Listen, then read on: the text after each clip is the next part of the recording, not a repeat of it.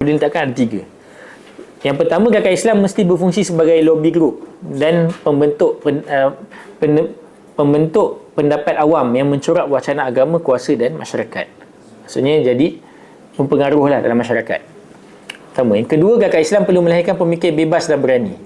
Dan bebas ni bukan maksud tak terikat dengan syarak, tapi bebas ni maksudnya dia boleh berbahas tentang idea-idea demi kepentingan masyarakat, bukan sekadar mewakili gerakan Islam tertentu semata-mata, tetapi dia bercakap tentang kepentingan masyarakat. Dan yang ketiga, tahrir masa depan mesti terlibat secara serius dalam isu-isu global seperti perubahan iklim dan dehumanisasi. Macam tadi ada contoh sebut tentang hak asasi kan.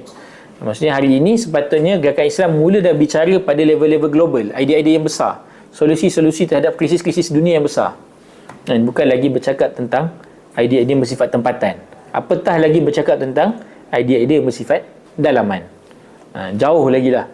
Maksudnya kalau lah itu yang berlaku, sebenarnya Gerakan Islam tidak melalui satu proses perkembangan yang sepatutnya. Dia macam kalau baby tu sepatutnya 12 bulan dah boleh jalan, tapi ni sampai 12 bulan pun guling pun belum lagi. Dia jadi perkembangan yang tak sihat lah, istilah dia kan, perkembangan yang tak sihat. Itu yang berlaku. Dan ini yang disebutkan lah. Akhirnya kemendakan projek tahrir bukan takdir.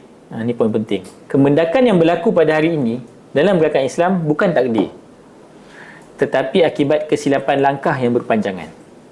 Silap pilih. Ada orang kata kadang-kadang, dah macam mana kita jadi macam ni? Masyarakat dah tak nak Gerakan Islam, contohnya lah kan. Masyarakat dah sibuk dengan Korea, dengan apa lagi?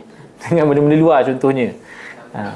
Sebenarnya bagi dia itu bukan takdir, tapi itu pilihan salah yang telah kita lakukan sebelum ini.